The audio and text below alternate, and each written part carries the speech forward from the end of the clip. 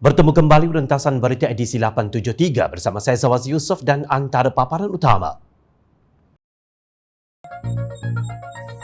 COVID-19, kenapa Malaysia gagal? Pelajar matrikulasi mangsa antara 2 darjat. Usah diperlekeh mereka yang melakukan kebaikan. Rakyat mohon ketelusan isu kata polis.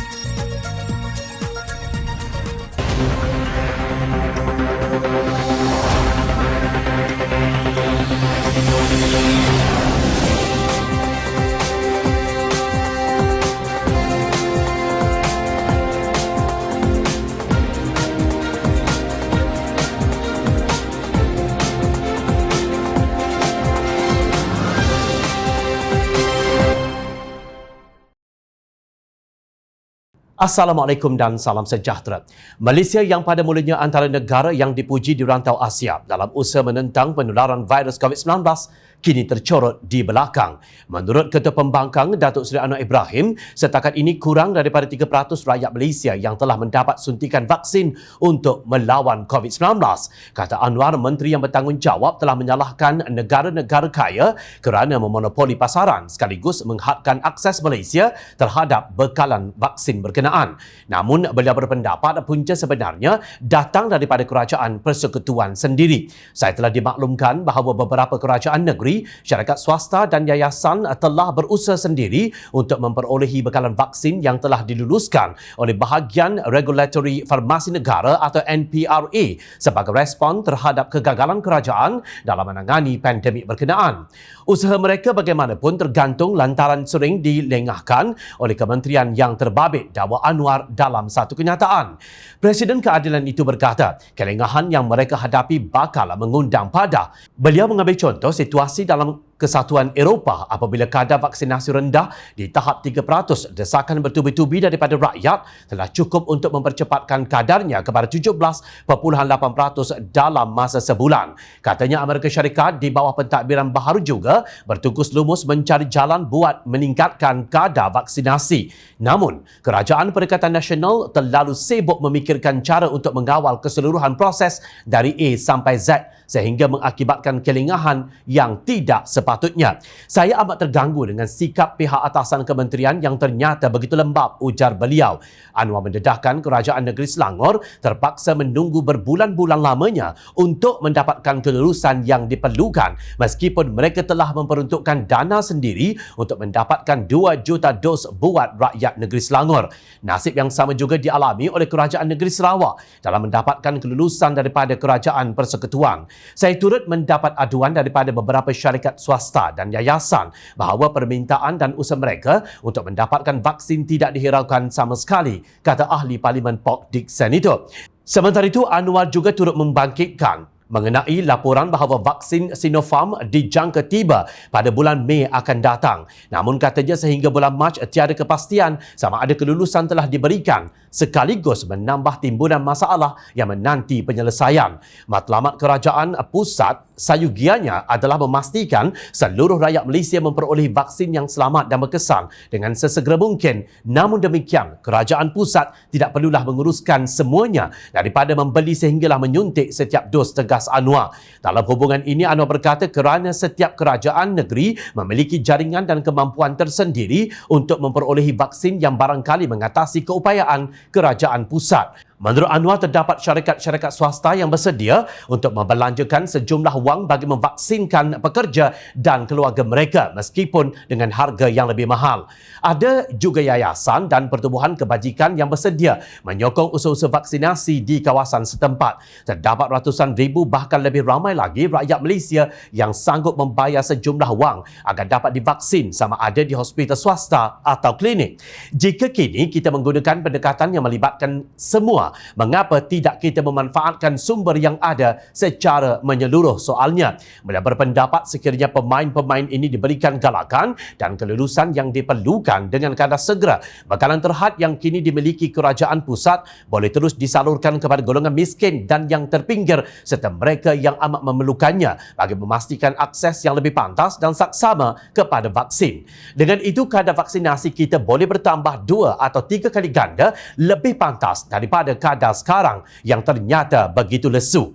Justru menuntut 2 perkara. Pertama, kerajaan pusat mestilah bertindak pantas dan menyokong penuh usaha kerajaan negeri dan sektor swasta untuk mendapatkan perolehan terhadap vaksin yang telah diluluskan demi meningkatkan kadar kesegeraan vaksinasi. Yang kedua, beliau menuntut satu siasatan bebas dilakukan di bawah lembayung parlimen untuk mencari punca lembabnya kadar pemerolehan vaksin yang dialami oleh kerajaan pusat, kerajaan negeri dan sektor swasta. Apa yang dibangkitkan oleh Presiden Pakatan Harapan membuatkan Jom Channel tertanya-tanya. Adakah kerajaan persekutuan dengki kerajaan negeri lebih cekap dalam menangani COVID-19 lantas menonjolkan betapa lembabnya kerajaan tebuk atap ini dalam melaksanakan tanggungjawab mereka? Adakah kerajaan persekutuan sengaja melambatkan imunisasi COVID-19 ini demi memanjangkan tempoh darurat dan jangka hayatnya? Kita sepatutnya telah bersiap siaga untuk memperolehi vaksin yang berkesan sejak berbulan yang lalu. Prestasi gerak kerja kita sekarang memang tidak boleh diterima sama sekali, tegas Anwar. Melihat kepada data dan situasi yang berlaku, sukar bagi kita yang waras ini untuk tidak bersetuju dengan kenyataan Anwar Ibrahim. Kecoh di media sosial berhubung pelajar matrikulasi Gopeng Perak yang telah disaman RM1,500 oleh Pegawai Kementerian Kesihatan Malaysia.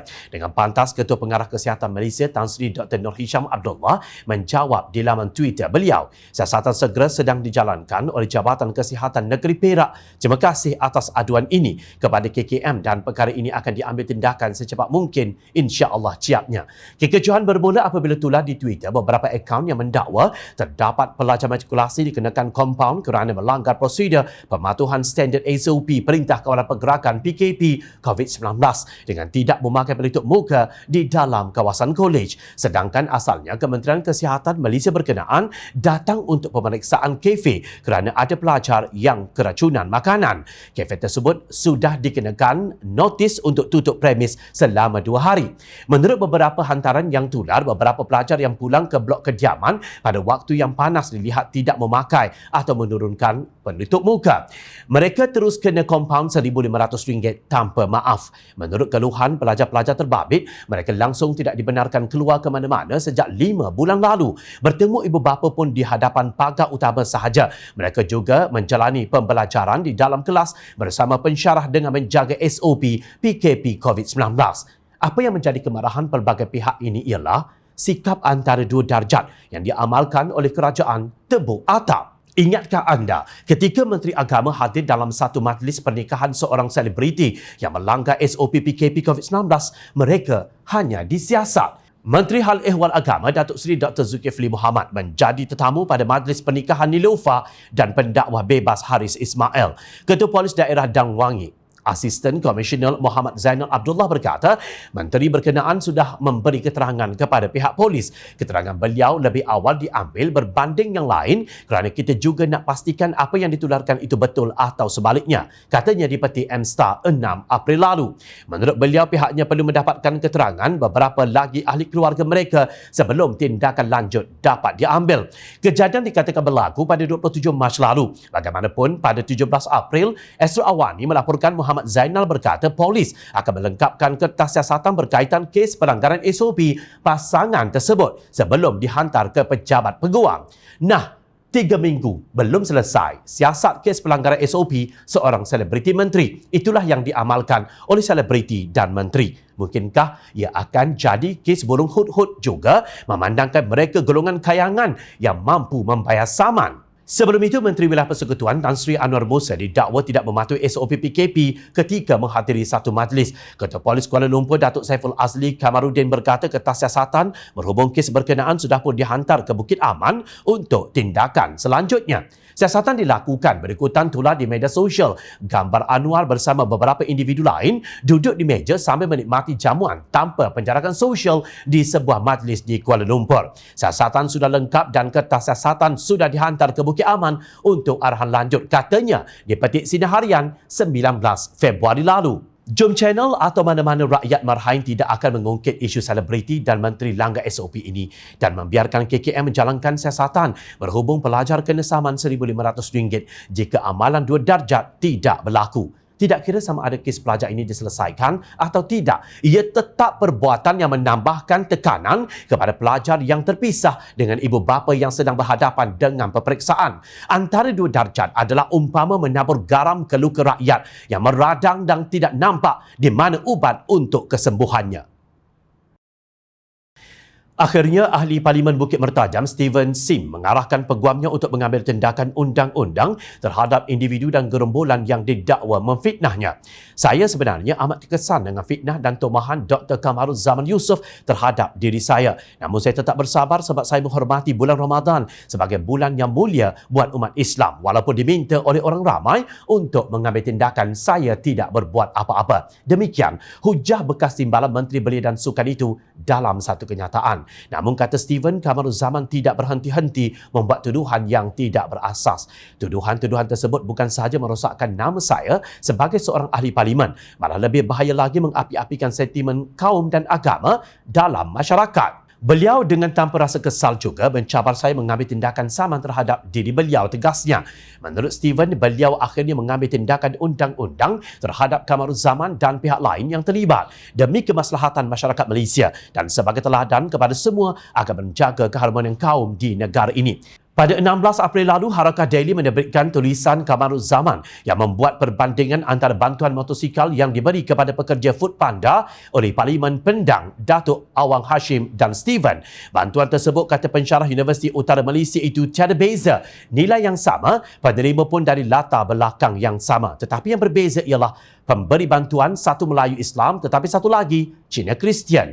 Menurut beliau, cerita Cina Kristian memberi bantuan kepada pekerja Foodpanda Melayu Islam yang sengaja mahu disensasikan ini segera viral dengan mendapat lebih 29,000 perkongsian serta dilapor oleh pelbagai portal seperti Malaysia Kini, Malaysia Deadline, Malaysia Post, Sinar Harian, Siakap Keli, World of Buzz dan sebagainya. Manakala cerita Melayu Islam memberi bantuan sama kepada pekerja Foodpanda Melayu Islam pula tidak viral dengan beroleh tidak sampai 500 perkongsian dan hanya dilapor oleh media parti Melayu Islam itu sahaja. Maka dipuja-pujilah Cina Kristian itu kerana budi baiknya itu. Walhal ini semua adalah perancangan untuk publicity bagi memenuhi agenda tertentu sahaja. Bukannya tidak ada Cina Kristian atau Cina lain yang hidup melarat, malah ramai. Tetapi mengapa Melayu Islam yang dipilih untuk disensasikan ceritanya soal Kamaruzaman? Pada 19 April, Harakah Daily sekali lagi menerbitkan tulisan Kamaruzaman yang menafikan maksud kandungan kenyataan terdahulu.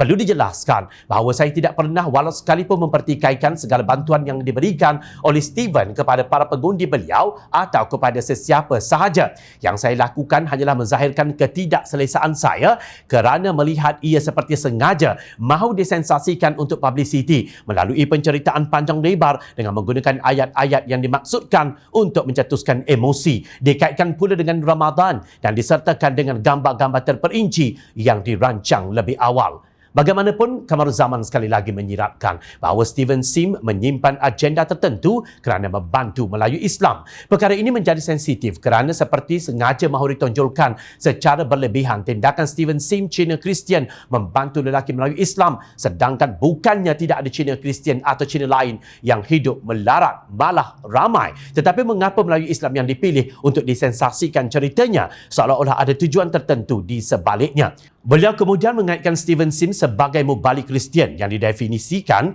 bertugas menarik orang memeluk Kristian termasuk melalui pemberian bantuan. Soalnya ialah kalau betul saya memfitnah dan mencemuh beliau, mengapa pula beliau tidak berani untuk menafi atau menyaman saya? Cabarnya, beliau juga mengingatkan Steven supaya tidak terlalu mensensasikan untuk publiciti pemberian bantuannya kepada orang-orang Melayu Islam kerana ia boleh menyentuh sensitiviti masyarakat Melayu Islam dan seterusnya boleh mencetuskan ketegangan antara antara kaum dan agama.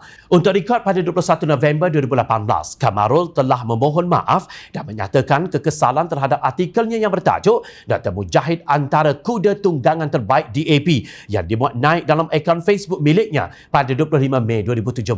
Beliau membacakan pernyataan maaf di hadapan Hakim Mahkamah Tinggi Datuk Nik Hasmat Nik Muhammad. Saya dengan rendah diri dan suci hati tanpa sebarang paksaan memohon maaf kepada Mujahid atas penerbitan artikel itu. Saya dengan ini juga menarik balik artikel itu dan berjanji tidak akan menerbitkan kembali artikel berkenaan mahupun apa-apa kenyataan yang seumpama dengannya, katanya lapor bernama.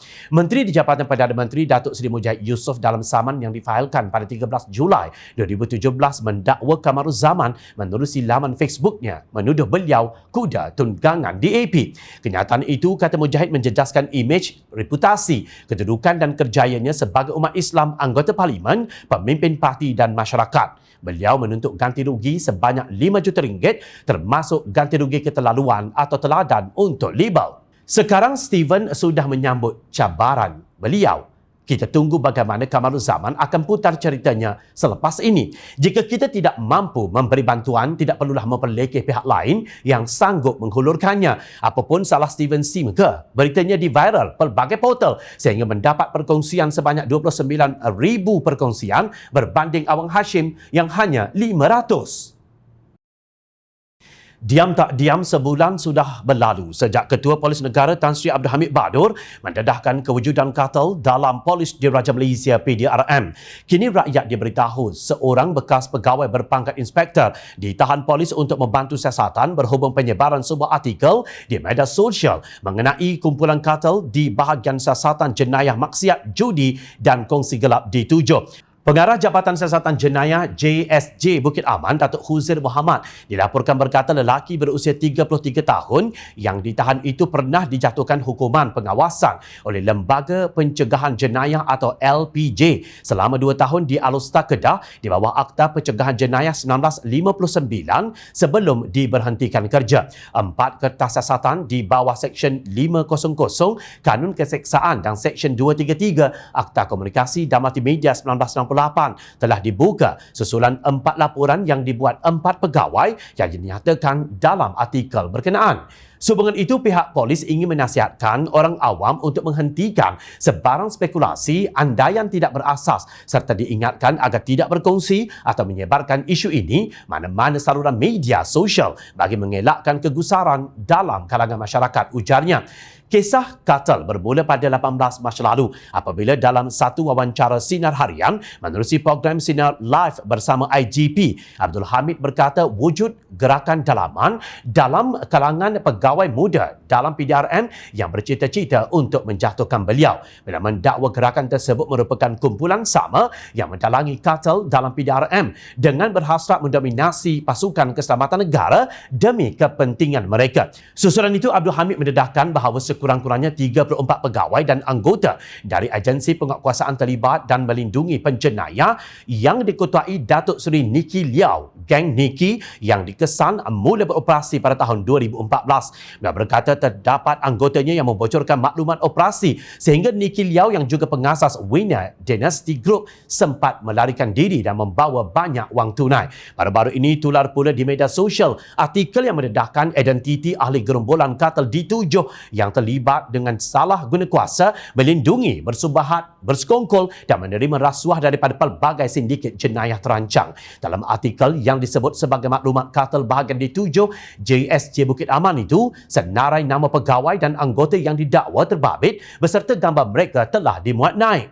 Pegawai dan anggota ini juga didakwa dan dikaitkan terlibat dengan beberapa sindiket jenayah terancang seperti geng Niki, geng Adikana, geng Wan Padang Besar, geng Paksu Bukit Kayu Hitam dan geng 99.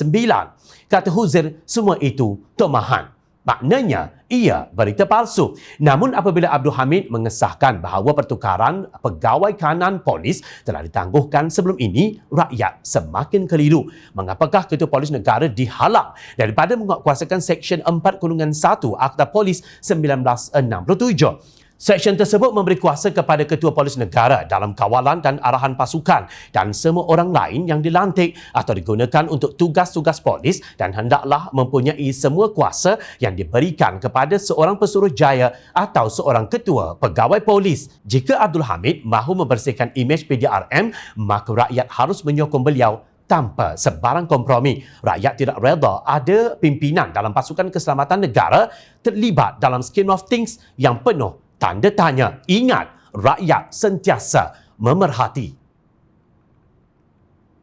Teruskan bersama kami di Jom Channel dan layari portal jomchannel.net untuk mendapatkan berita politik tanah air. Saya Zawaz Yusof, terima kasih untuk perhatian dan penilaian yang anda berikan. Assalamualaikum, salam Ramadan Al-Mubarak.